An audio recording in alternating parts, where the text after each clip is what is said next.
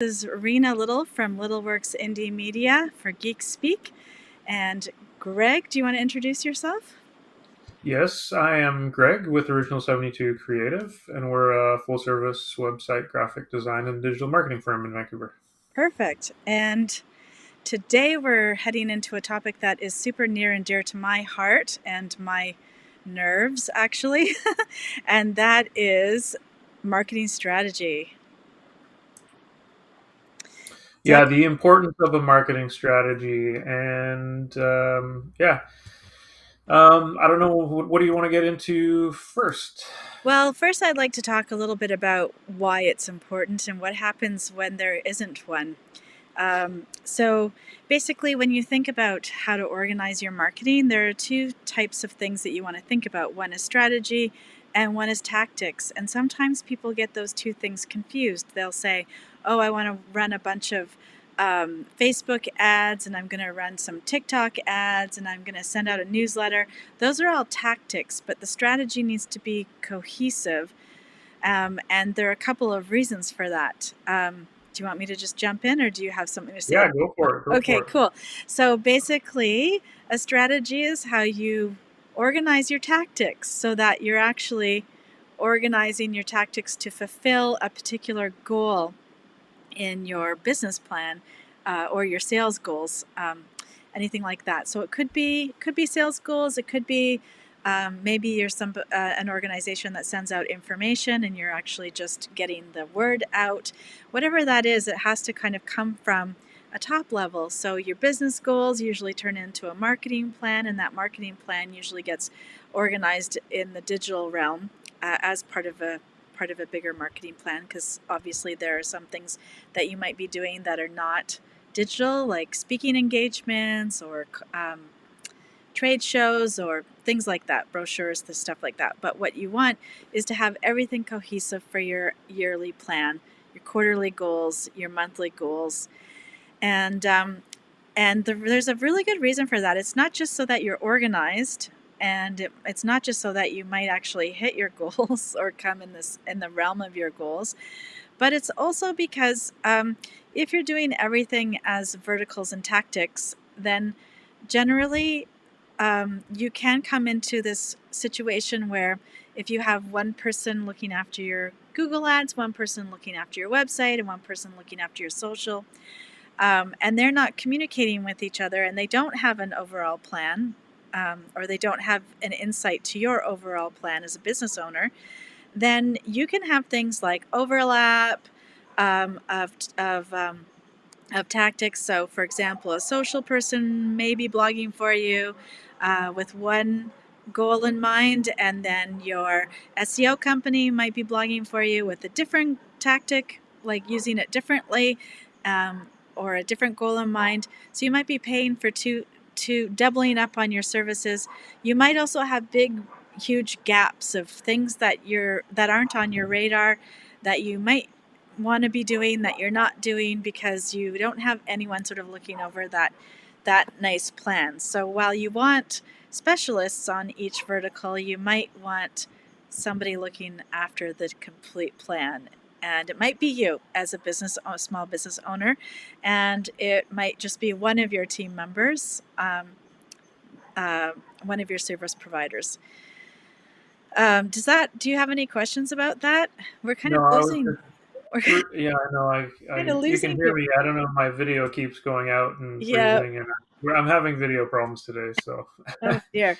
Well, we'll try to um, get through this anyways. And But yeah, no, what you were going on about was definitely I'm on the same page, and for the exact reason what you were talking about was if everybody is just working on their own and doing their own thing, and don't have a cohesive plan, all their voices are going to be projecting different for your business, and you yeah, don't want that. You yeah, want your vision and voice to be the same tone throughout everything that you do, whether it be online or offline.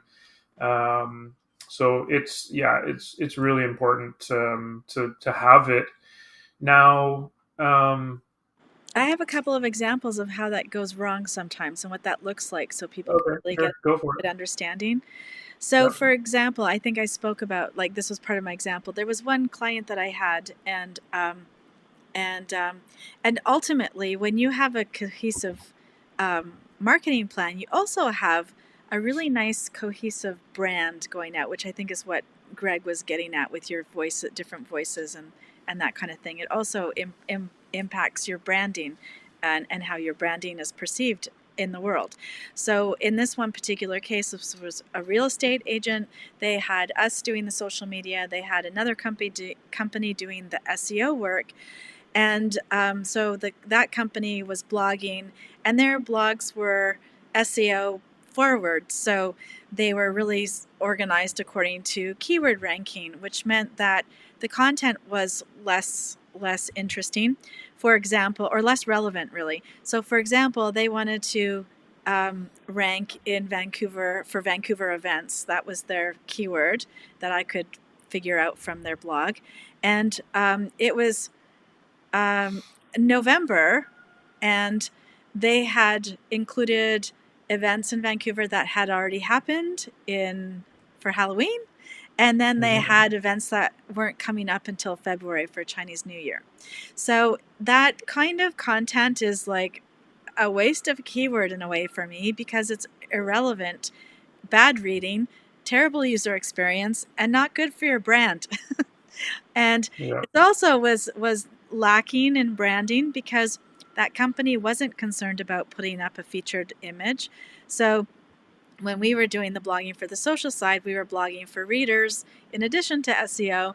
So, we had a beautiful photo, we had a really nice article that was relevant, and we had all the keyword stuff organized, keyword on page SEO markup and all that stuff.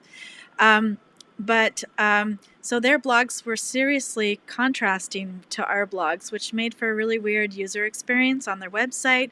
And if people signed up for their newsletter or their RSS feed for the blog posts, it doesn't really make sense. Um, and so that's one example. Um, and then the other example that always comes up, especially with Google Ads, is that when you're working with your social person is going to sort of organize you in terms of like what content do we want to feature, what is our promotion, what is our goal for that month or quarter or whatever it is, and we'll be focusing on messaging around that in social. And then we found out that the Google Ads people were focused on a completely different goal. Like they were actually not working at all with any of the content and landing page that we were featuring. And so it Hmm. creates like this disruption. Like if you're going to create a goal for your business and then you don't have one major aspect of your ads team working on that goal, then are you going to reach your goals at all, because social generally can't do everything by itself. It warms up audiences and it performs a big function in your funnel if you're organizing it that way. But Google Ads are an excellent part of that, should be part of that same funnel, not doing their own thing. Hmm. Um, yeah, so so the goals were not really hit in that quarter. Whereas when I work with companies where we're actually using a coordinated effort, and it doesn't mean that I have to do all the work for my clients. I work very well with other service providers, absolutely. But when it's a cohesive um, goal, then those numbers we can blow out of the park way better. You know, like we just really succeed when we're all moving down the same path with the same branding, the same message, the same goal. And we can really help small businesses in a much more profound way when it's all cohesive.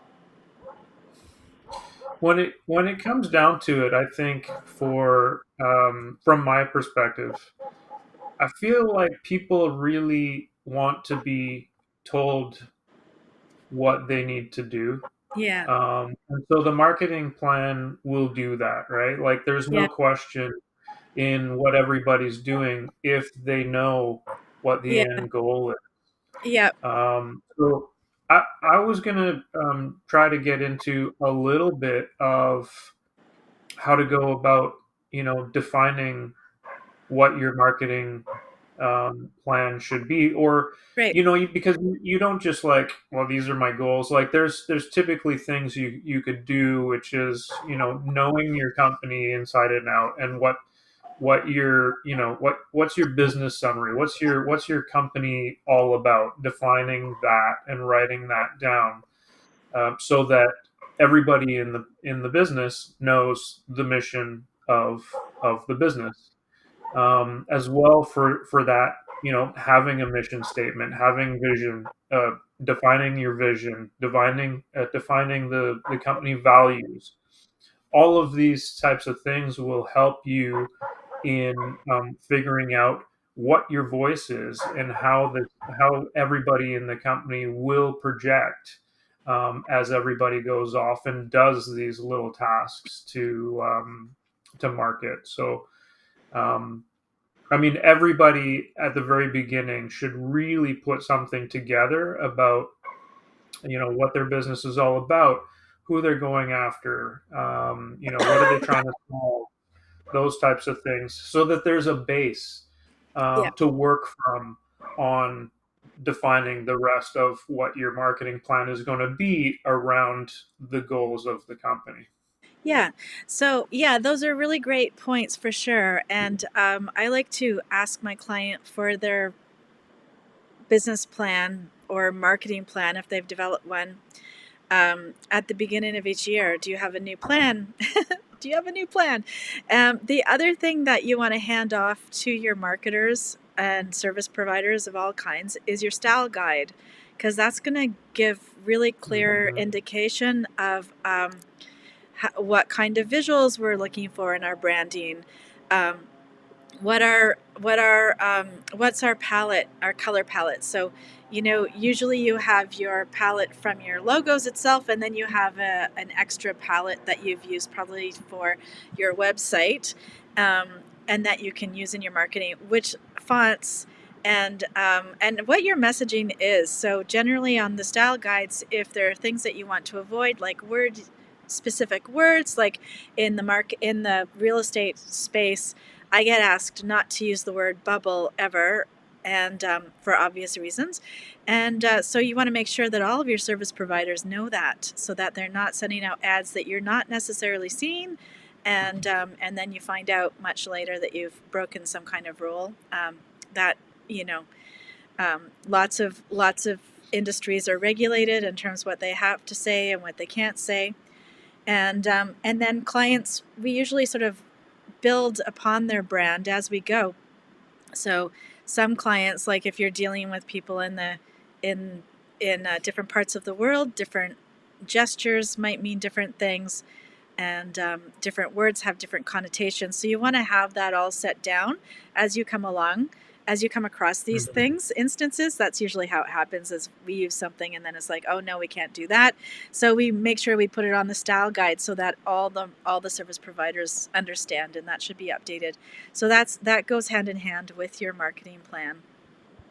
I feel the branding or style guide thing is something that's like majorly lacking in a lot of small Yeah, businesses. yeah, It's just one of those things that people don't really put importance on when they're starting their business, and I can understand that. I yeah, can appreciate that, right? Like spending yeah, money on like defining, your fonts and your colors and stuff like that seem very much at the very beginning something that is a waste, yeah, when there are other things maybe that they deem more important. yeah, But as your business grows, it becomes more and more important.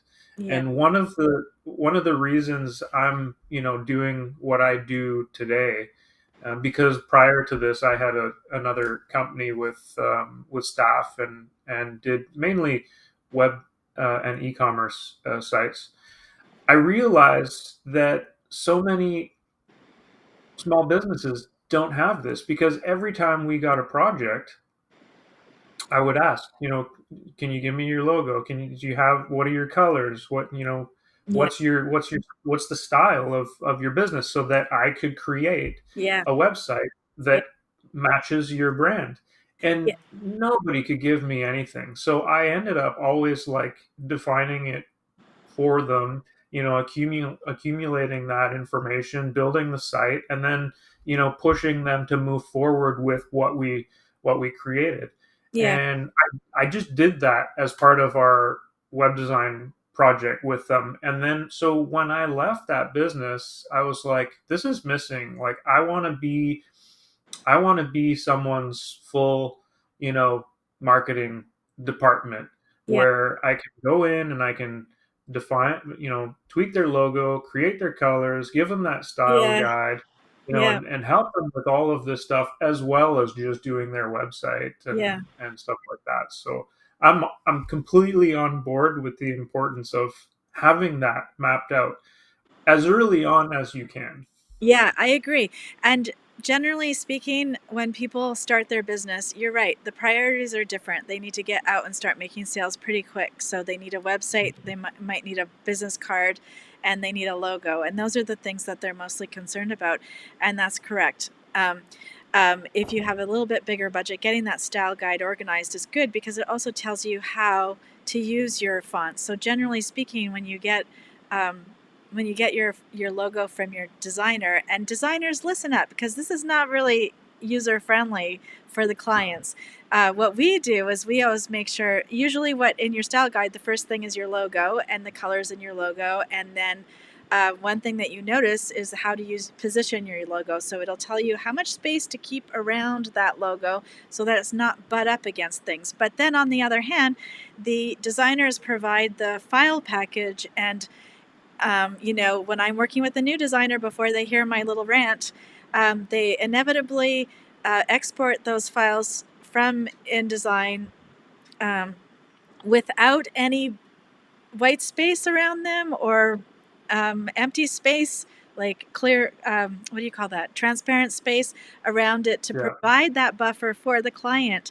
And then so you see them, they put their logo up on Facebook, or they put it somewhere, and their logo is right against all the edges. And it's just like makes me cringe. But yeah, so that's usually the first one, is just the logo colors, the logo fonts, and how much space to put around that logo. And then from there, you can add complementary fonts for when you move to your building your website. Usually, your website developer or a designer will give you complementary fonts that they're going to use, and the complementary colors for your palette that go with your logo. Because that's another rookie mistake, is creating your website in the font, in the logo colors itself, because you really want a logo to pop. You don't want it to be blendy in with the rest of your site. So complementary colors are super important. Anyways, we don't want to get too far down the design section because we have about 10 minutes left, but we do want to cover a couple more. There was another topic that we had on our strategy. It was what does it look like, the differences between tactics and strategies, and what was our last point, Greg? I Good forgot. question.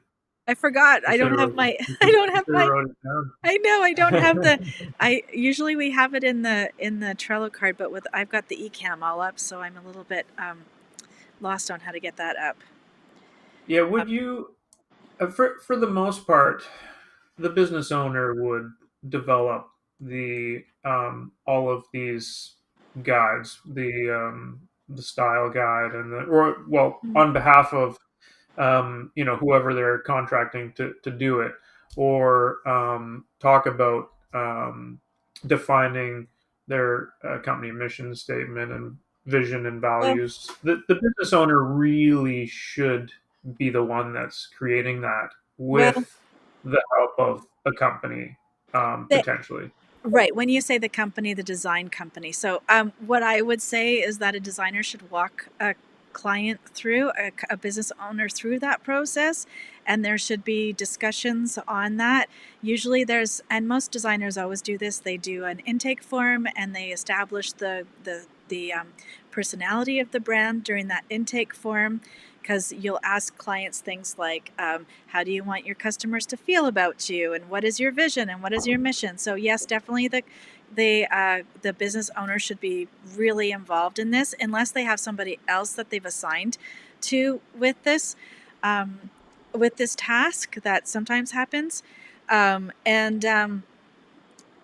really the designer should be walking them through, and then the next person who takes that branding document, so it might be a logo designer first, then it might be handed off to a website designer, and then the website designer will add the next layer of information on there, because really a style guide can be as small as just the logo to start, and then it can grow to be a giant manual of branding. Like sometimes there are many pages, um, directing every aspect of the company's brand, which would include things like customer service, how your people interact with people. So, for example, in my company, part of my branding is, I don't want anyone saying no problem to a client instead of you're welcome or it's my Mm-hmm. pleasure.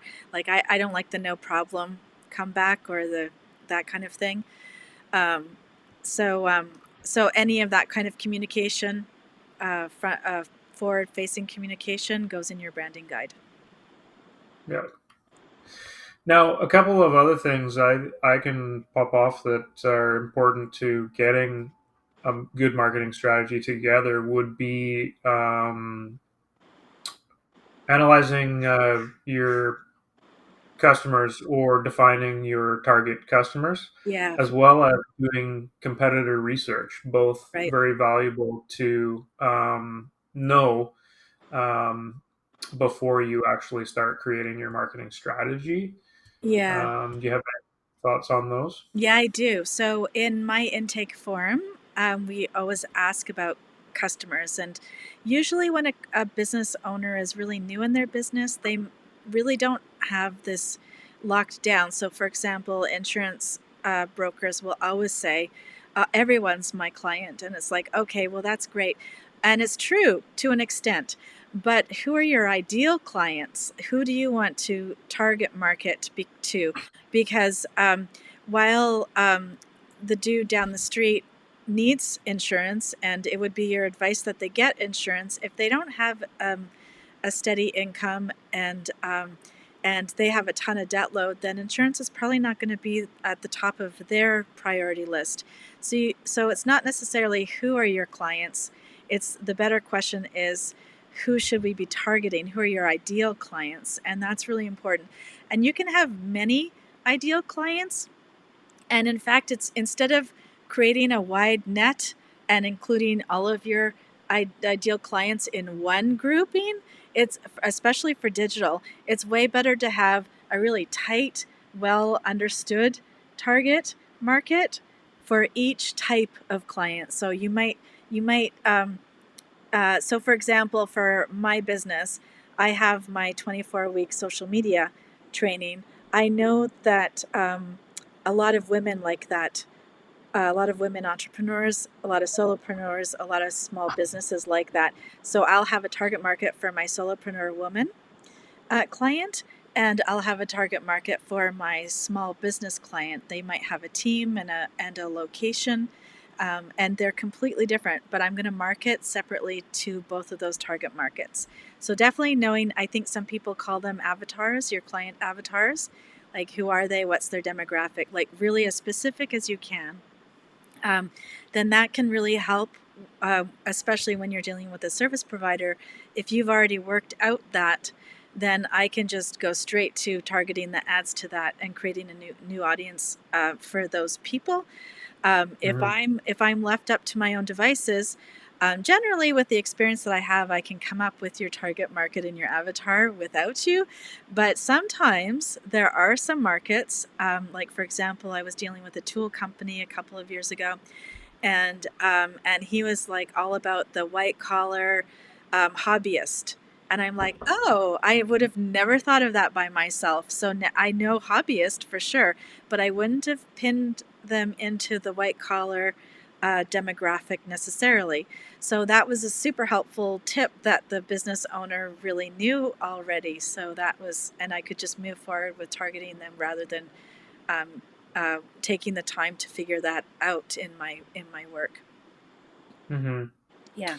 One thing I was gonna say about as you mentioned, casting a wide net type of a thing, um, as opposed to sort of trying to niche down and really target the people who your business is really going for, is the fact that if you're casting that wide net, you could be getting a lot of potential customers that aren't who you're really looking for. Yes. And the fact that these people really waste a lot of time, Yes. um, because you do have to, if they're reaching out or you're reaching out to them and talking to them, and it's not the person you're looking for, that's wasted time. Yes. So casting that wide net and getting a huge amount of people when only a handful of them will end up turning into clients Yes. is wasting a lot of time and resources to deal with all of those. And that's the importance of making sure you are targeting the very specific people that the business is going after. That's right. So, yeah. So, and ad spend. So when you said resources, I just want to clarify Ad that spend, that's actually yeah. ad spend because people understand ad spend money much better than resources. And you're right, because if you're casting a wide net, and even if you help yourself out by creating a self selection, a self opt out. So, generally speaking, the best way of marketing is to target your ads really specifically so that you're not getting a whole lot of traffic to your site and then a whole lot of drop off. You want to reduce that traffic, that drop off traffic, and you do that by becoming more niche down in your targeting.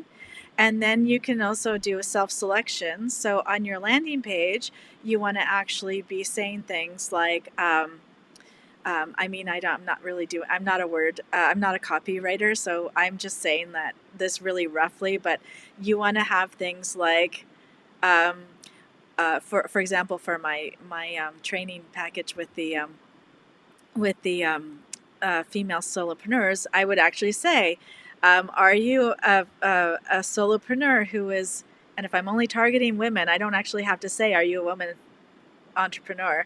I can just say, are you struggling in this way to get more clients? And Hmm. do you have a, you can actually help self select. You can say, have you been in business for a while? Or you can find some other way to help them self select.